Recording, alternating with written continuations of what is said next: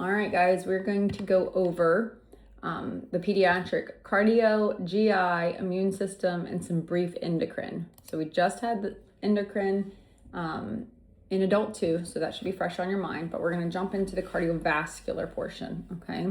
This is usually what stresses people out the most. And I do apologize, I'm not looking at the camera because I am going to be looking at my computer to review some of these notes for you guys. So follow along with the notes that are posted in your Brightspace, and I'll give you some extra information on some of them. We'll show some pictures so you can understand it and literally get the basics. I'm not going to go PowerPoint page by page. I'm going over the notes, trying to make this easier. You guys have a couple weeks left. Let's get what you need to get and understand what you need to understand, okay? So for the NCLEX, we're going to start with the cardiovascular system. We need you guys to, at this point, to really remember basic blood flow through the heart. So you should be asking, okay, where is normal blood flow supposed to go? Inferior vena cava or superior vena cava? Now I'm sitting here like, what? Right atrium, right ventricle, okay, to the lungs, back to the heart, okay? That's where it's oxygenated. Then you're in the left atrium, left ventricle to the aorta, out to the body, okay? You guys should have the basics of that right now. You need that to be able to answer some of these questions later, okay? Okay, so when we start talking about heart defects, there's two big things to know. Is it a cyanotic defect or it is an acyanotic defect, okay? Remember, acyanotic means without cyanosis, okay? And this is probably under the classifications, if you see that, okay? All right, so for acyanotic, blood is going back to the lungs, okay? And we're not getting it out to the body, okay? So what you're having here is a left to right shunt. So we just did that blood flow through the heart. Right atrium, right ventricle to the lungs, oxygenated blood comes back, left atrium, left ventricle to the body. So if you have the two chambers, where's my heart? If you have the two chambers, okay, and you're looking at it, okay, on the left side, okay, this is supposed to go up here through the aorta and back to the body to oxygenate all of our body systems, okay? When we have a left to right shunt, usually there's a VSD, V meaning ventricle, septal, septum, defect right in here. A little flap or a little hole that's not completely closed in here. So all of this oxygenated blood here gets shunted from higher pressure to lower pressure, okay, because it's an easy way to go, into the right ventricle. Well, where does the right ventricle go? Back to the lungs, okay? So we're not getting any good blood out to the body. You can get some mixed blood, okay, because you're still gonna have some backflow each ways, but you're not getting fully oxygenated blood back out to the body, okay? Because everything that is here, when it dumps back into here, it's getting shunted back and it's going through the process over, okay? I don't know the percentage of blood that will get out to the body, but it's lower, okay? It's lower than it needs to be for full functioning, okay? So these patients are not gonna be dead, okay? You're still getting some oxygenated blood out, but a lot of it is leaking back through, okay? Not all of it, but some of it, okay? So you're still getting some blood out to the body, okay? Child is going to look pink, okay? They are gonna have little episodes though, so we talk about that here soon as well. Let me see what here. However, you have all that blood continually going back to the lungs, so you'll have some pulmonary congestion. So you might have signs of heart failure, okay? So crackles, dyspnea, big thing, which is probably in your notes somewhere, is trouble feeding. They can't breathe, okay? So they're gonna suck, take a breath, suck, take a breath, take a breath, okay? So they're not gonna be able to breathe and eat at the same time, okay? Biggest one for that is the VSD, ventricular septal defect, okay? You can have an ASD where it's in the left atrium and it shunts back over to the right atrium, and then you do the whole process again. However, that's just where the hole is, okay? That one may be a little bit better because the pressure here is lower. And so you're still getting more blood fall because of gravity. So then you're still getting blood out to the body through the aorta, but you are losing some from the left to the right atrium. Okay. So that is the acyanotic. These kids still look pink. Okay. They're still able to do things. However, you will see them become short of breath. You will see them with signs of congestive heart failure. Okay. All right. Another NCLEX thing is that they are going to be working harder. When we're shunting a lot of blood and our lungs are working harder, we're going to burn calories. Okay. And what do we talk about in kids? You have to remember to check their blood sugar. If this kid comes in, mom says he's not feeding well, he's not eating well, he's working so hard to breathe, don't forget to check the sugar. Okay. Because they can drop that glucose very fast. Okay. Then they also get diagnosed with this diagnosis called failure to thrive. They're going to be these skinny little, we call them wimpy white boys, okay? Skinny little wimpy white boy babies that can't breathe, they can't eat, and they call it failure to thrive, okay? So they're going to be very low on the BMI scale and the growth charts, okay? Another one, when people have a heart attack, what do they look like? Might be clutching their chest, they might be, what would the skin might look like? Clammy, sweaty. Most babies aren't just chilling in their mom's arms, dripping sweat, okay? So if you have a little baby that you're feeding and they're just dripping sweat off of them, it's probably because their heart is working too hard. That's not normal, okay? So that needs to be evaluated as well, okay? That is an increased cardiac workload. It's having to work harder to get blood where it needs to. So they might be a little sweaty, okay? All right, when we think CHF in adults, we think edema and stuff like that. Kids really aren't going to get that edema in the lower extremities, okay? They're going to have the feeding problem. They're going to have the crackles in the lungs, okay? And they're going to complain of fatigue. They can't run with their friends. They can't play in the playground when they're 2 and 3 year olds. Like the teacher says, he keeps sitting down. He keeps sitting down. He can't run around with his friends. And those are some of the clues that you may pick up on, because these don't have to be severe. It can be a tiny little flap that is getting some of that blood to the other side, but enough to cause symptoms, okay? So again, when our heart is trying to compensate for something, what do you think the heart rate may look like? High or low? High, okay? It's trying to get more blood out to the lungs, the body, everything, okay? We're gonna be breathing fast. We're trying to compensate, okay? What do we talk about with all the other respiratory things with the little babies? They're going to have the nasal flaring. They might have retractions. Okay. Excuse me. But they also have the grunting. Yep. They can have the grunting breathing.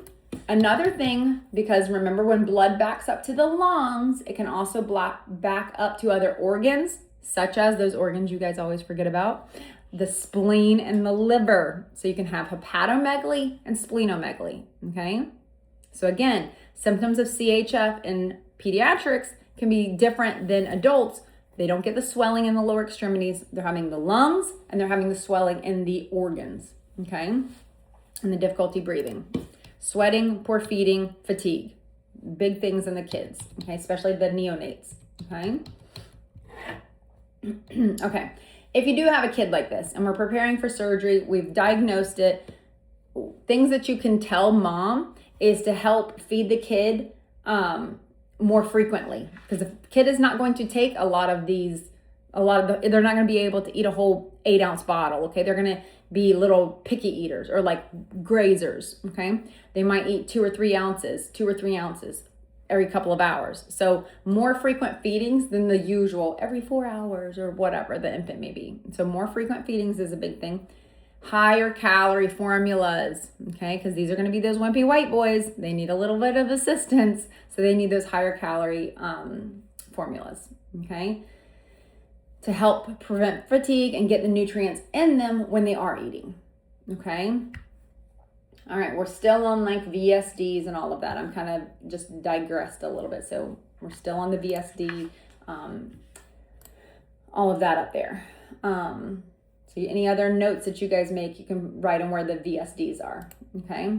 So again, risk factors, we've talked about family history is huge, okay? Maternal diabetes, alcohol or drug exposure, and then infections during pregnancy can also be a risk factor for any type of heart defect.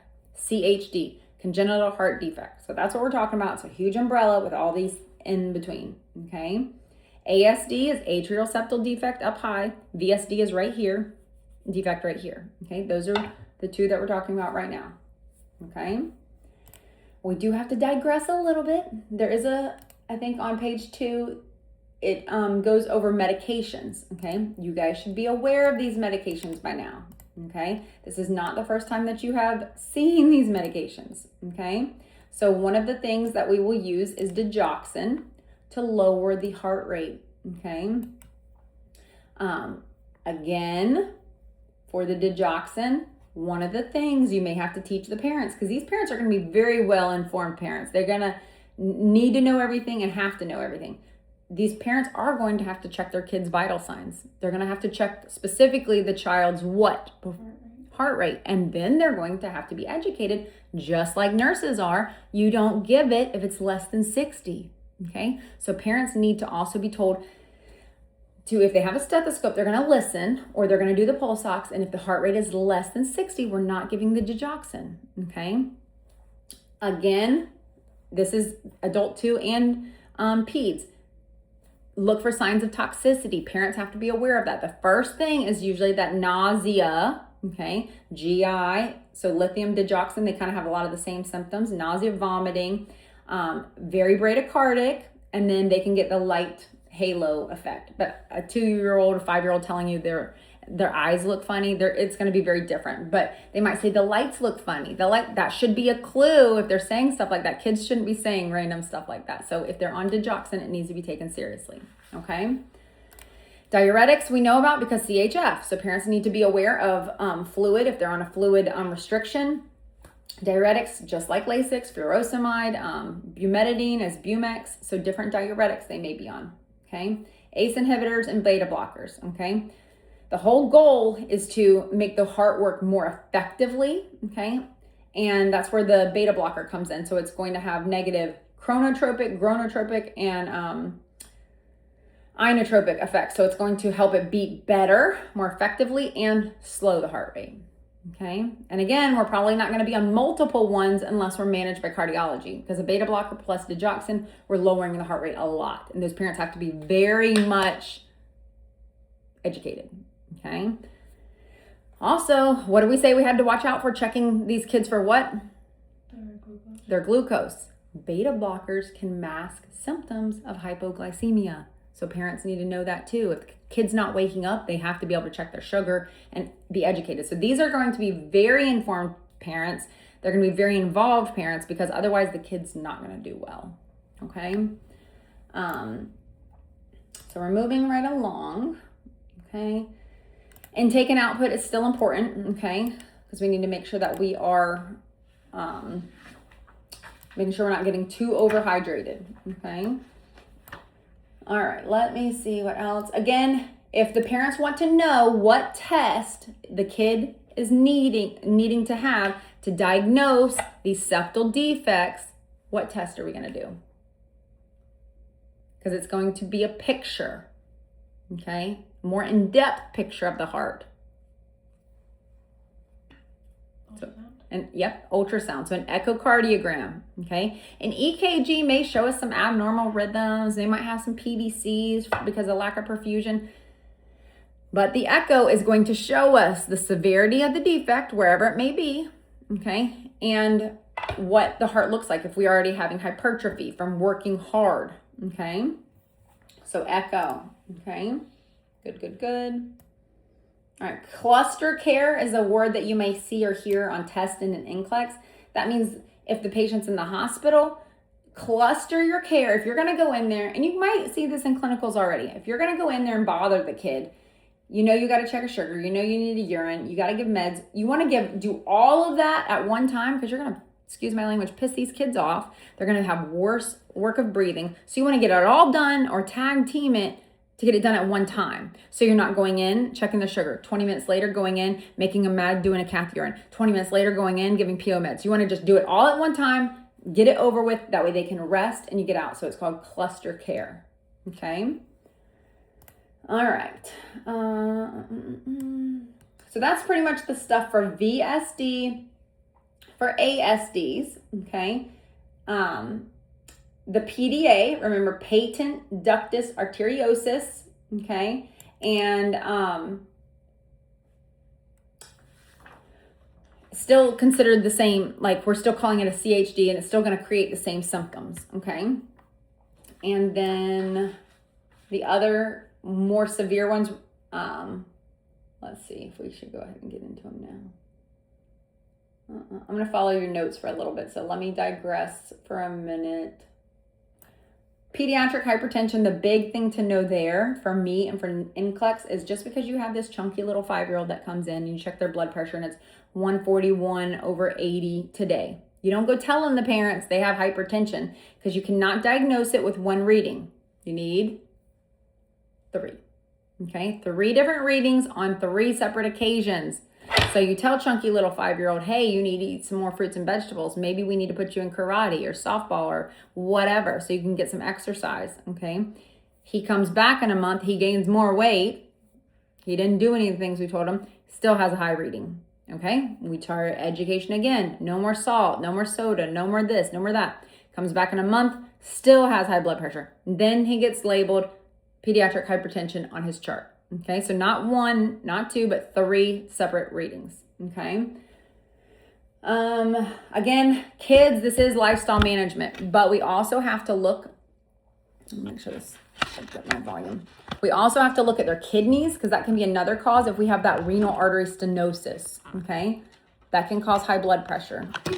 So make sure they can hear me. Okay. All right, so think kidneys and kids, okay? And then lifestyle changes, continuing all the things that you would do as an adult before kids, okay? For cholesterol, so dyslipidemia or hyperlipidemia, okay? We start screening this as young as age 9, which is crazy, okay? So we can do blood tests on them. Again, these kids are not gonna be symptomatic. They're not gonna know their cholesterol's high. Diet and exercise, and believe it or not, we actually do start them on statins, which is crazy because we know that can affect their liver, can affect muscle, okay? So definitely we want lifestyle changes, okay? Less fried foods, less fast food, less soda, and then recheck, okay? All right, let me see where... I'm gonna kind of skip, okay, we're gonna kind of skip all the way to the end of your notes where the pictures are, so we can kind of go over some of these. So tetralogy of Fallot, so we're going to go over this type of, this type of defect, pediatric defect, okay? So tetra means 4, okay?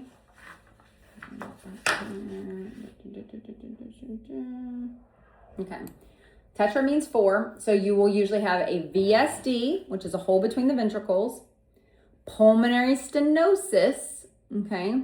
So narrowed pulmonary artery going to the lungs, okay? And right ventricular hypertrophy, so over here, this side, okay, is hypertrophy thickened. And then what we call an overriding aorta, okay? It sits over the ventricles, okay? And I'm gonna try to show you some pictures here. So you can see this. And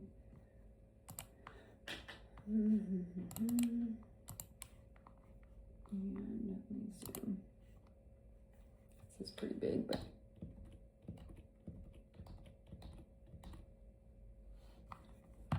okay. All right, here's a good picture here. So I like the second picture. Let me see. I guess I'll just turn the camera on if you guys can see it. So there's 4 abnormalities in tetralogy of Fallot, okay? If you're not working in peds, you're probably not ever gonna think about this again, okay? Or OB, NICU, things like that, okay? You see how the aorta, they call it overriding because it literally splits. Remember, the aorta should be going into the left atrium over here, or excuse me, left ventricle over here. The aorta is literally going right in between because that big VSD right here, see this big hole in the middle of the ventricles? So the aorta is literally just going and dumping into both ventricles, okay? So then you're going to have mixing of blood, okay? So pulmonary artery, come back, pulmonary veins, the blood comes back here. So this is still oxygenated blood, mostly, but because we're having mixture here, drops back into the left ventricle. Then look, when the heart contracts, the aorta is gonna take blood from both ventricles.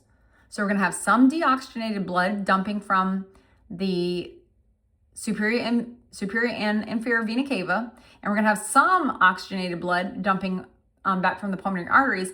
But right here, when the heart pumps, you see that huge defect? The body is gonna get oxygenated and deoxygenated blood, okay? I'm looking at, you see the one I'm looking at? Okay. The, oh yeah, because you can't see my screen. So this one right here, that's the one that kind of, so it's literally taking from both sides when it squeezes, going up the aorta. So deoxygenated and oxygenated blood, okay? This is another picture of it, okay? That's another one. This is just your normal, where the aorta should be here. And then this shows the aorta is getting deoxygenated and oxygenated blood. That is what you need to know for this. There's deoxygenated and oxygenated blood, pulmonary artery stenosis, okay, a VSD, okay, and that overriding aorta and ventricular hypertrophy, okay, so meaning right here is big, okay, so 1, 2, 3, 4. You may have to label some of these. You might have pictures on your test, okay? So make sure you're aware of the anatomy, okay? And again, tetra means 4 because there's 4 different defects. Yes, they have to meet all of these to consider tetralogy of Fallot, okay? They also have these tet spells where they might pass out or they become suddenly blue, and that's because maybe there was more deoxygenated blood being pumped out to the body than oxygenated blood. So usually what they will do is they'll squat down, or you'll see them squatting to decrease the blood flow to the lower extremities so they can get blood to their vital organs, their brain, their heart, their lungs. Okay, those are called tet spells. Okay. All right. So this obviously needs surgery. Okay. Surgery to fix as soon as possible because you're not going to survive very long with all of those defects because you're getting deoxygenated blood or mixed oxygenated blood out to the body, okay? I want to go over one more. This is at the bottom there. It's called transposition of the great vessels, okay?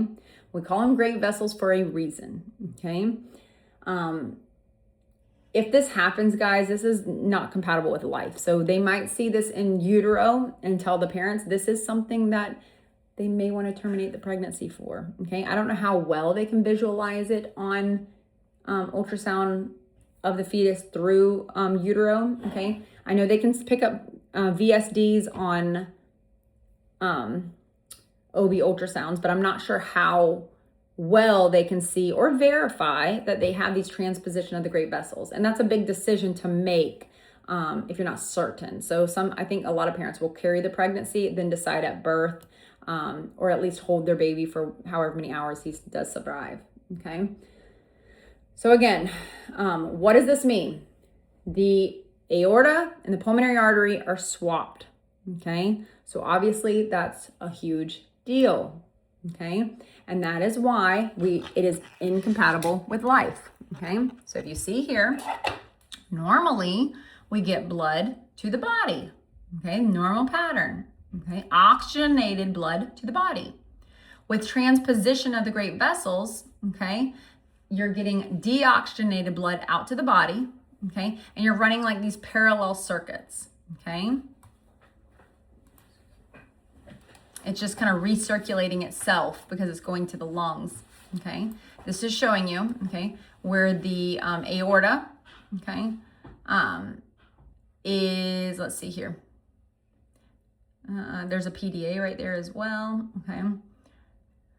And it looks confusing when you look at it because you're like, what the heck is this? But this is the aorta going into the right side. It should not go to the right side. It should go to the left side, okay? The pulmonary artery going to the left side. So if you think about it, you're just going to continue. You have pulmonary artery going to the left side, pulmonary artery going back to the lungs. So you're literally just recirculating blood to the lungs, but never getting blood out to the body, okay? Everything that you get is always deoxygenated, okay? So big question here, no oxygenation going to the blood, incompatible with life, okay? Severe cyanosis. These babies are going to come out purple and blue, okay? There has to be some, for these babies to survive, there has to be another defect, like between the aorta and the pulmonary artery, like a PDA or something to give a channel. Because if not, you're recirculating oxygenated blood to the lungs, it's never getting to the body, and you're recirculating deoxygenated blood to the body. So you would need some fistula or some defect again in between those to get some minuscule oxygenated blood to drop down to be able to survive longer. And that's why some of these will survive minutes to maybe hours, depending if they have another defect, okay? Again, I don't know if these babies would survive to even go on surgery, like go to surgery, because you would literally need to put them on like bypass right when they were born. So it's like super immediate type thing, okay? So transposition of the great vessels, big thing is usually not compatible with life, okay? All right. That's honestly the big stuff, okay? For the heart, okay? For the heart, let me back up. It's not that hard, okay? VSD, ventricle, okay? ASD, atrial septal defect, okay? PDA, remember between the little channel that should close, okay? Between the aorta and the pulmonary artery, okay? And that usually closes when we take that first deep breath, so we don't get the mixing of deoxygenated and oxygenated blood at birth and during life, okay? And then tetralogy of flow, 4 things. So you can go back and look at all those 4 things, okay? Those kids probably survive because of the 4 things. Like I said, because there's an extra channel that's allowing extra oxygenated blood. Okay. All right. And then blood is pushed from the right to the left side. Okay. So these are all in your notes. Okay. Let me go back up here higher and see what else we need to go over for cardiac. Okay. Oh, we didn't mention it, but obviously any of these heart defects are going to come with a loud murmur. Usually they'll call it a holosystolic murmur. So it'll literally sound like boom, boom, boom, because there's so much blood swishing through and like making this extra noise. So that holosystolic murmur, okay? We already talked about all the other things with it. Okay.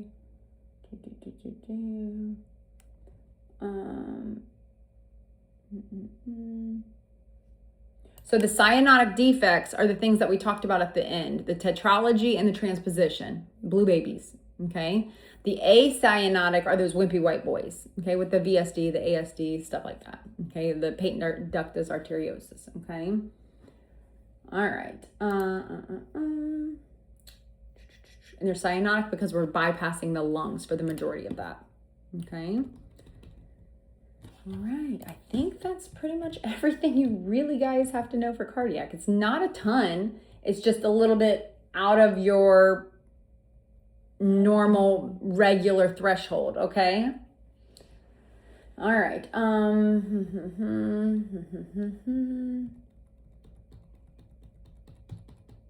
We talked about all of that. Talked about that. Talked about meds, okay.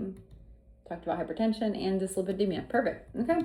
So we're gonna go into GI, okay. I'm gonna be very basic on the GI as well because you guys have had GI, you've been tested on GI in adult 1 and adult 2, and now this is again in peds, okay? So the biggest thing here is that we're gonna focus on priorities and safety. This is kids, okay? Kids can dehydrate faster, as we know, okay? They have higher metabolisms, okay? They have littler body mass, so they can get dehydrated a lot faster than you or I maybe can, okay? Their kidneys aren't fully developed, so all of those things, okay? For this, or somewhere in the back of your brain, I would just star, okay? Because especially your families are gonna ask you now, you guys are nurses, you're about to graduate, okay? If their kid is sick with a GI bug and they're nausea, vomiting, diarrhea, we want to judge intake and output, so we need to judge output, urine output, for dehydration status, okay, and when they need an IV. That's usually what parents are gonna ask, okay? If you can't orally hydrate them with Pedialyte, with ice cubes, with popsicles, maybe they're puking over the oral Zofran, usually it's about 8 hours. No wet diaper, no pee for 8 hours, they need to go in, okay? If you can't keep any fluids in them, ice, popsicles, no wet diaper for 8 hours, they need to go get IV, okay? Again, early signs of dehydration in kids, usually from GI bugs, okay, is they're more fussy. And if you've been around kids, you know that they'll get fussy and crying and just cranky, okay? So they're more fussy, and then you'll start to notice their lips and then their tongue, okay? It's not nice and moist, it's dry. So that's the first thing you're gonna look at. Do they have cracks, fissures all over their lips and their tongue? So that's what you can assess. Hey, show me your tongue, let me see. Or you're gonna look in their mouth, okay, to see what they look like, okay? Same like with your little old ladies, okay? Then they're gonna look lethargic, but remember I said before you chart that word, that's how they're going to look, but you need to describe what they respond to, whether it's personal touch, their name, tactile, okay? Yes, they may look lethargic, but let's say what lethargic means, okay? And they could be hypotensive, okay?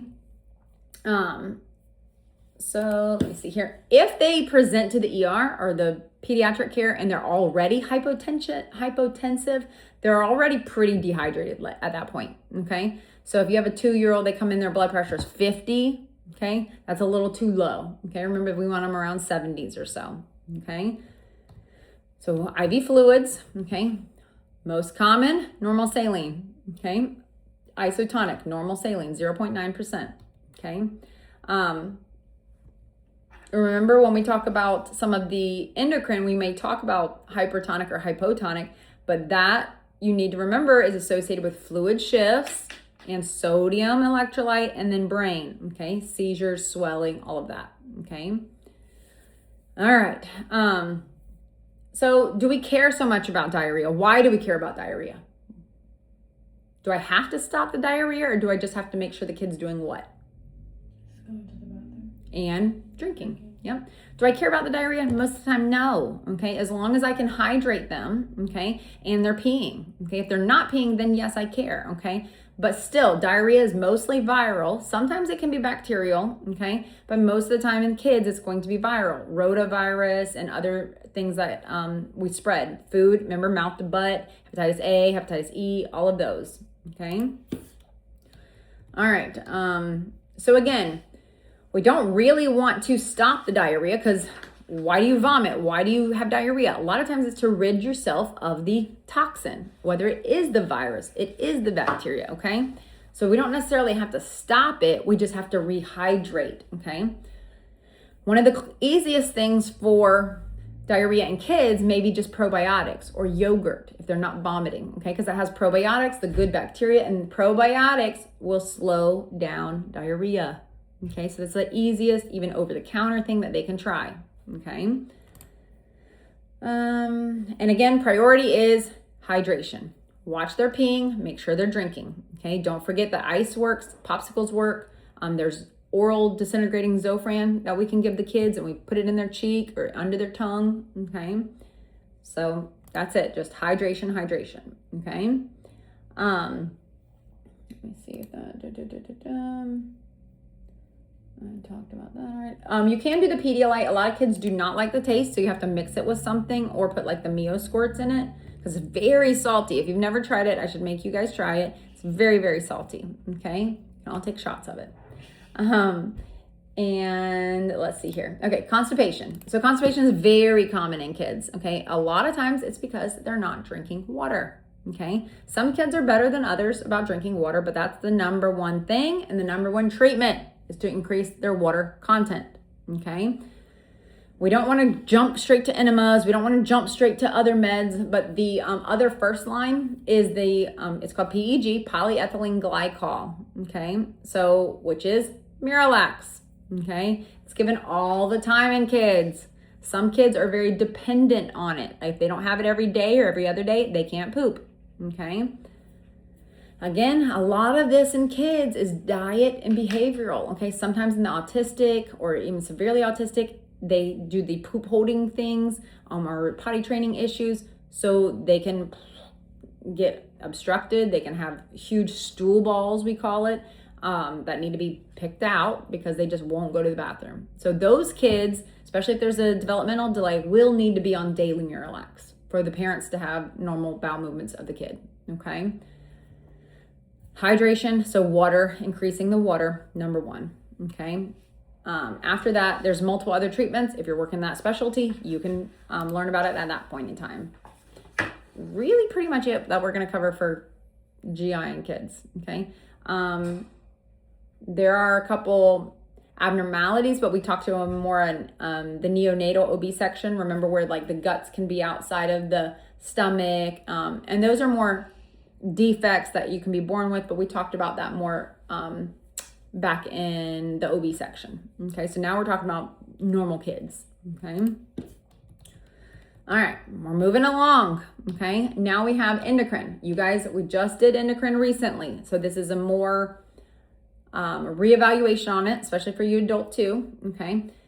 Remember that our endocrine gland is our master gland. Okay. Which is the pituitary gland. Okay. That has our hormones for growth, metabolism, reproduction. All right. In this area, we're going to talk about diabetes insipidus, okay, and like our ADH hormone, okay. All right, diabetes. We talked about this in adult too. Why is diabetes insipidus called diabetes? Like, where does that word come from? Remember, we looked it up, and the word actually means lots of urination. That's where it came from, because diabetes mellitus still has that symptom of polyuria, polyphagia, polydipsia, okay? So that's what the true word of diabetes means, is too much urination. So diabetes insipidus, okay, is not even a sugar problem. It's a hydration slash ADH problem. Yes, had to make sure I was saying it right, okay? All right, so for the diabetes insipidus, remember they're dry on the inside, DI, dry on the inside. These kids are peeing out everything. So their sodium levels and everything that's left on the inside is going to be very concentrated, okay? Their urine is going to be very dilute because they're peeing so much, okay? They're going to fill up a jug when you ask them to give you a urine specimen, and it's going to look almost clear because it's so dilute, okay? So then in the bloodstream, it's going to be so concentrated, okay? That's the biggest thing, okay? This is because there's a lack of antidiuretic hormone, okay? It can't tell us. So diuretic means to do what? Pee. Antidiuretic means to not pee, okay? So no pee hormone, okay? So there's a lack of no pee hormone. So pretty much it's acting like a diuretic then, because we don't have enough of don't pee. It's so our body's just going pee all the time, okay? So that's what is happening to that. The kidneys cannot keep enough water because there's a decreased amount of ADH, okay?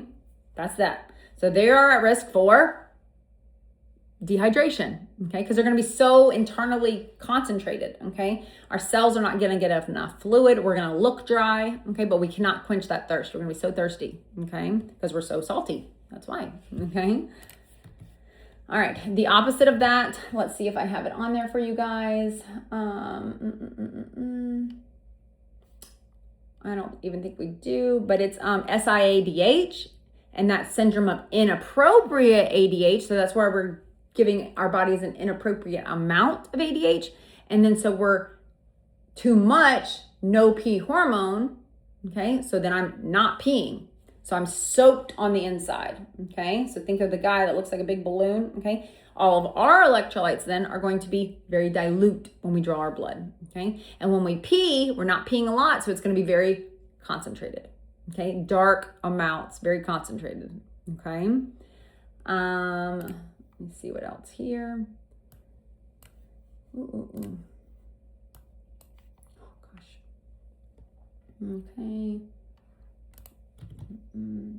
All right, so desmopressin is a medicine that we give for bedwetting, okay? So then we can also see this used in diabetes insipidus because those are the kids that are peeing too much. Going. So desmopressin is that, okay? And so you can just think of all the things. DI, dry on the inside, desmopressin, okay? And it's also used for bedwetting. Too much pee, okay? So you can put it in your head like that, okay? Big NCLEX thing, whether this is adult to kids or whatever, okay? With desmopressin and with any of these, you're gonna have potential electrolyte abnormalities of sodium, okay? So when we're treating all of this, too much, too little, we're gonna be worried about their sodium. So these kids are gonna get frequent blood work. They're gonna be looked at, okay? If they have confusion, they're gonna be told to go to the ER because their sodium could be out of whack, okay? So remember, sodium is brain. All right. For SIADH, remember that's swollen on the inside. One of those treatments is fluid restrictions. Okay, so they're going to be put on 1 liter a day. That's all you can have. Okay, and then they will give them specific meds to block that ADH. Okay.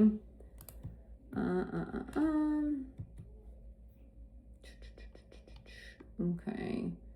Get back up here. All right, we're going to talk about growth hormone, very brief. We talked about this already back in OB. I know we talked about like, or maybe it was adult too, you know, acromegaly and dwarfism, all of those things, okay? So for growth hormone, these children, if there's a true growth hormone deficiency, they're not dwarfs at this point. They're just smaller, so more short-statured, okay? The big thing for NCLEX is to give the growth hormone at night to these kids because that's when our bones and muscles are actually growing. Okay, so they want that to be given at night. Okay, this might be seen in kids that like maybe they're 15 and they're still 5'2". Okay, and they're a guy. Okay, so maybe they haven't quite hit that growth spurt yet, but parents are concerned, so they may put them on growth hormone. Okay, they'll do different X-rays and evaluations about them. Okay. All right.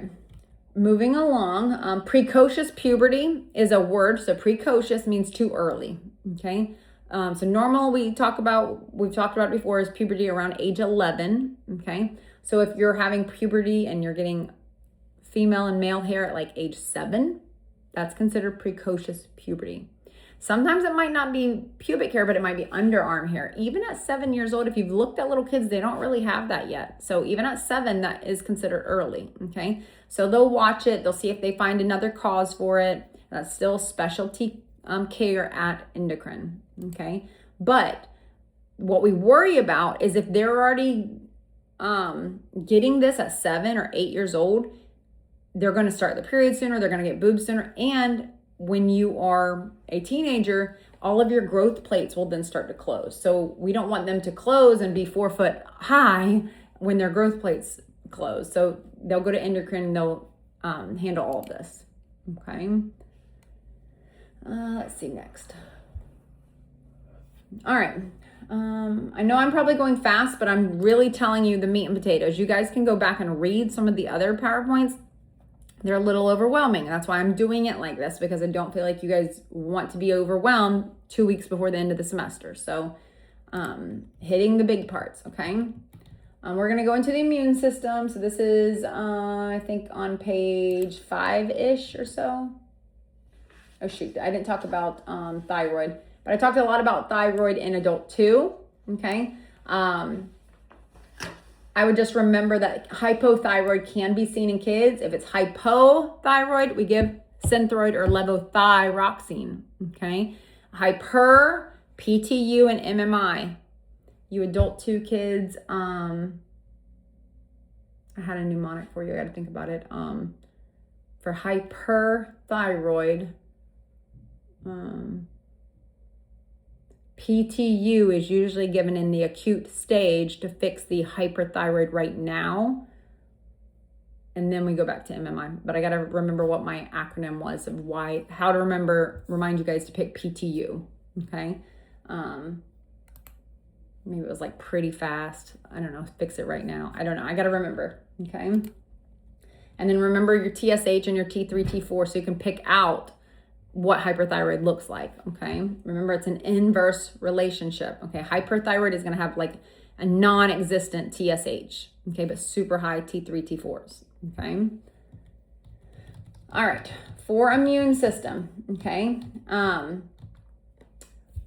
When we're exposed to something, okay, we're going to allergies, runny nose, grass, all of the stuff. When people have allergies, runny nose, it's because it's an IgE mediated response. Okay. I don't care how you lock it in or remember it, but just remember that IgE is related to allergies and histamine. Okay. IgE, histamine has an E at the end. Okay. IgE. Okay. That binds mast cells and kind of starts this, the eosinophils are associated with that. That's another E. Okay, so think about that. Histamine, IgE, okay, eosinophils, okay, allergic response, okay. Anaphylaxis, you guys know this, okay. Let's see if I still have my EpiPen down here. I don't think I do it. Epinephrine, you guys know that for bronchial dilation and vasoconstriction, okay? Histamine and a major histamine response, okay, is life-threatening because it causes that vascular permeability is the word that the NCLEX and other tests like to use, which means vasodilation, okay? And you're gonna have like that swelling because you're having stuff leave the vascular space. So you're gonna have hives and swelling and the lips and the tongue, everything's looking so big because of that vascular permeability, okay? The seeping of fluid out of the blood space into the third space, okay? Please, please, please, please, please, if the word says anaphylaxis or lip or tongue swelling or stridor, the first medication is going to be epinephrine. It is not going to be an antihistamine. It is not going to be Benadryl, okay? It's not going to be fast enough, all right? So we may do all of those other things. So your question may look like Epi, Benadryl, Pepsid, Decadron, or steroids, okay? All of those may be correct, but what is the priority? It might say, like, what is the priority in anaphylaxis with airway involvement? Epi all day, okay? That should be what, because you guys are going to look at it and be like, well, all of them are correct. We're going to give all of them. Epi is the thing that's going to help with that airway, okay? Nothing else is going to save the airway right now and work that fast. Decadron doesn't even work that fast.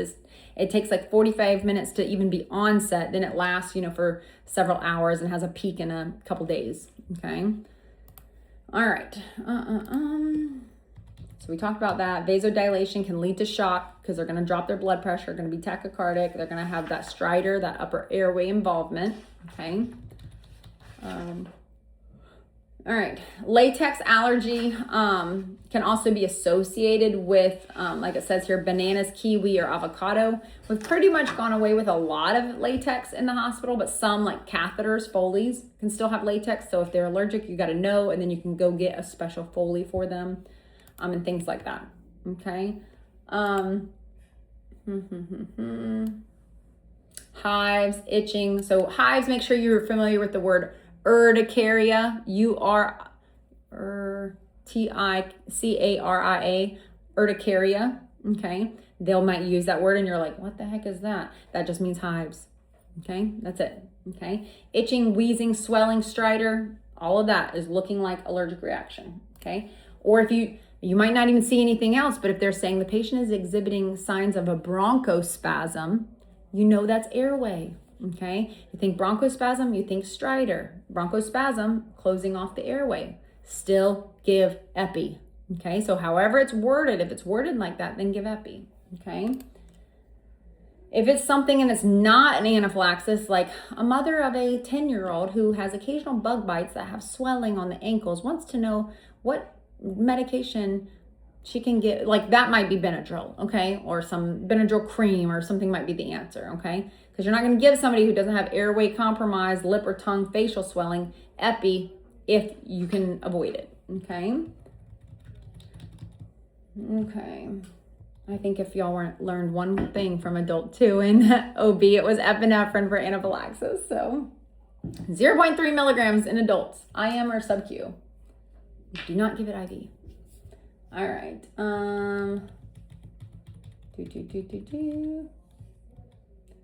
All right.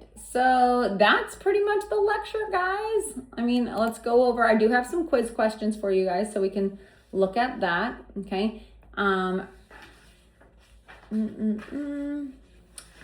Let's see. And there's some notes at the bottom to remember: your airway, breathing, circulation, sunken fontanelles, dehydration risk, urine output, all of those things, okay? Let's see. I'm going to ask you guys some questions. Okay. And give me a minute because my answers are all the way at the bottom. So let me look at those. Okay. So a nurse is assessing an infant with a CHD, congenital heart defect, okay? Which finding is the priority to report to the provider, okay? So that's where you guys, if we had paper tests, I'd make you highlight it or underline that word, okay? It's priority, CHD defect, okay? Mild tachycardia, sweating during the feeding, slight weight gain, or a soft murmur, okay? Which one of those? Let's go through them. So mild tachycardia, we already said they may have that, okay? Sweating during feeding, we already said that's a red flag. We shouldn't have a freaking sweaty baby, okay? So I would be putting that on my top. Slight weight gain, well, that's a good thing. We're talking about these wimpy white boys, okay? We want them to gain weight, okay? And a soft murmur.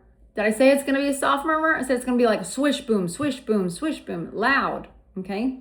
So the correct answer is sweating, B, okay? Sweating during the feeding, okay? Very good, very good. Okay, number 2.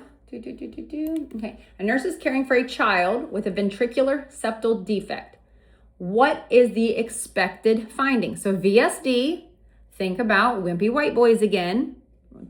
Draw a picture in your brain, okay? Before we even look at the answers, because I didn't look at the answers yet. So wimpy white boys, they're gonna be small, okay? They're gonna be puny looking, poor weight gain on the lower BMI scale, okay? They might have trouble breathing. They're not quite cyanotic because this is an acyanotic, so they are pink. So we just did all the things in our head that we know about them, and now we're gonna read the answers, okay? So cyanosis at rest, no, we didn't say that. These are pink babies, okay?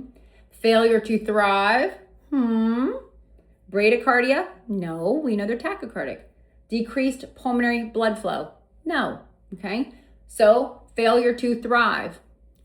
Pick it. If that's what you know, don't be afraid to just pick the first answer, and especially when you know that is correct. I could see y'all sitting here going, is it decreased pulmonary blood flow? I just don't know. It's like dealing with the heart, so I feel like that might be the right answer. When you know in your head the right answer is failure to thrive, but you're rationalizing that Miss Jen's putting something else in here, or that's probably the right answer, okay, when it's not, okay? So this is also that left to right shunting, okay? So you're gonna have increased blood flow because these patients are gonna have symptoms of what?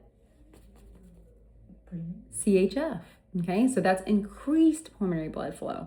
But I could see where you, like half the class may wanna pick that answer just because it says it looks fancy, okay? Don't get caught in the traps. Pick what you know, okay? All right. A child with tetralogy of Fallot. Tetralogy, she said tetra means 4. Okay, that's the one with 4 defects. Even if you don't even remember, 4 defects, okay? Becomes acutely cyanotic. Now, this was one of the cyanotic things. There was one that wasn't compatible with life, and then this one, which is a cyanotic heart defect, okay? What is the nurse's first action? Okay, let's see. Because I feel like this one could also be something that we can jump around with, okay? All right. So it doesn't say where we're at or what floor we're in, okay? But priority, it doesn't say priority, it just says first action. What can you do right now? That's the other way you can answer these when it says first action, right now. All right, administer oxygen. Okay, maybe. They're cyanotic. I feel like a lot of you guys would want to pick that. Place the child in a knee to chest position. I said it, that these kids are squatters, okay, because it decreases that vascular resistance. Start IV fluids. Is that a first fast action? That's not a fast action, okay? Notify the provider. Okay, sure, we might do that, but are we helping the child? No, we're not helping the child right now in any way. So the correct answer is to place them in that knee to chest, okay, position, an emergency action, okay, to be able to reduce the right to left shunting to improve oxygenation, okay? Oxygen is helpful, but this can be done so quickly. So you literally just curl them up, okay? Think we don't want to perfuse the lower extremities right now. We're trying to just perfuse the core, okay? And that shunting, okay? And decrease that shunting. All right. Here's another one. A nurse is preparing to administer digoxin to a child. Okay, digoxin lowers heart rate. Okay, I got it. Which action is appropriate? Administer medication regardless of the heart rate. If y'all pick that, I'd fail you. Hold the medication if the heart rate is below the expected range. Okay. Double the dose if we missed a dose. No. And administer with potassium supplements automatically. No, we don't do that automatically, okay? We'd end up with bigger problems on our hands, okay? So the correct answer is if the heart rate is too low, we're not gonna give the medication, okay? And I said that, that's what we have to educate these parents about, okay? All right, a child with diarrhea is admitted, okay? Which finding requires immediate intervention? Now this was kind of in your notes. I specifically didn't say it, okay? But think kids. We're talking about kids, okay? Immediate is your other key, okay? Loose stools. We said that if we're dealing with diarrhea. Yes, they're gonna be loose, okay? Sunken eyes, maybe, okay? Mild fever, most diarrhea is due to infection, so they're probably gonna have a fever, okay? Abdominal cramping, your belly gets upset when you have the poops, so it's probably gonna be, so sunken eyes in kids when they look cachectic, if you will. If a kid looks cachectic, that's not a good thing, okay? They're very close to coding, okay? So sunken eyes, all right? Think cachectic, bad, okay? So that's the correct answer for that one. All right, the next one is another one about diarrhea, okay? Which intervention is the priority for a child with acute diarrhea? So right now, okay? Administer an anti-diarrheal agent, provide an oral rehydration solution, restrict their fluids, or start antibiotics immediately. Come on, guys. Administer anti-diarrheal medication? Nah, we're not really gonna, they're not gonna take Imodium, okay? I said we want to get rid of what's causing it, okay? Provide oral rehydration solution? Yes, what did I say? Popsicles, ice, Pedialyte, we're pushing, okay? Restrict fluids? Heck no, okay? And start antibiotics? No, a lot of these are viral, okay? So provide oral rehydration first, okay? All right, constipation care. Which intervention should the nurse implement first for a child with constipation? Okay, administer an enema, increase dietary fiber, restrict fluids, we know that's not right, or begin antibiotics, okay? If you guys have listened to nutrition in some of your other classes, the correct answer is to increase their fiber. If increasing their water wasn't an option, then increasing their fiber is the next best option, okay? Because they're probably not eating one single vegetable, okay? Vegetables make you poop, okay? If they're not pooping, they probably have poor diet, okay? All right.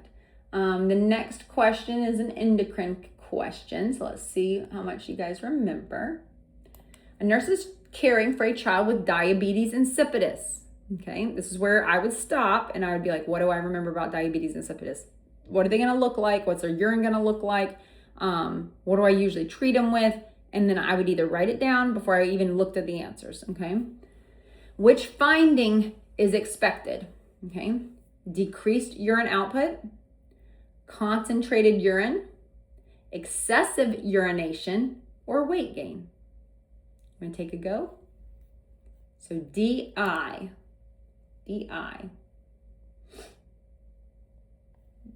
The correct answer is excessive. So they're dry on the inside because they're peeing too much. Remember? So excessive urination. Okay. All right. One more. Which complication is the priority concern for a child with diabetes insipidus?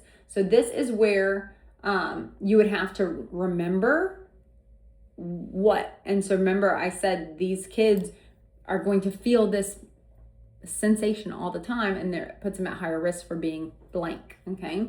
Infection, dehydration, hypertension, or weight gain. Dehydration. We're so salty on the inside. Okay. We need more fluid to stable us out. So they are more at risk to be dehydrated. Okay. All right. This is another instant recall. Which statement indicates understanding of growth hormone therapy, mostly for patient teaching education? It should be given in the morning. It is given at night. It is only needed for a few weeks. It will stop puberty. Okay. So when we're giving growth hormone, what time of day are we giving it? At night, because that is when our bones are growing. Okay. And usually they have to continue this. If they stop taking it, they're going to stop the effects of the growth. Okay. Very good. Let me see here. Let me put it so I can view it a different way because I keep not knowing where I'm at. Okay.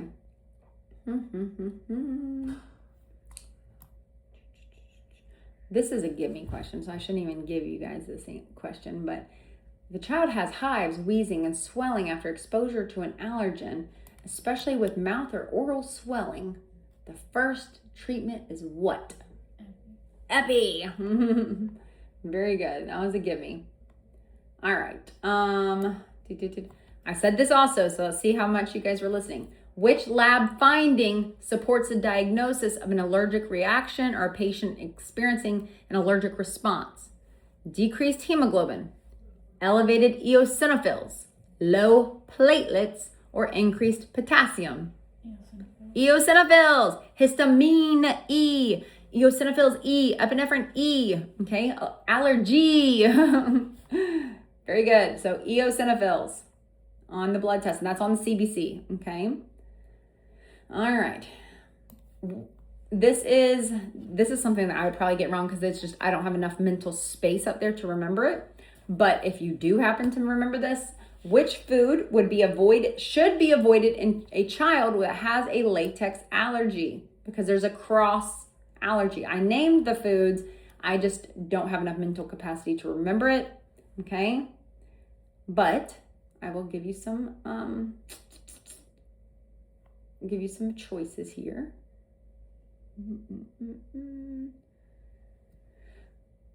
Apples, bananas, chicken, or rice? Banana. Just think of the little minions, okay? Banana.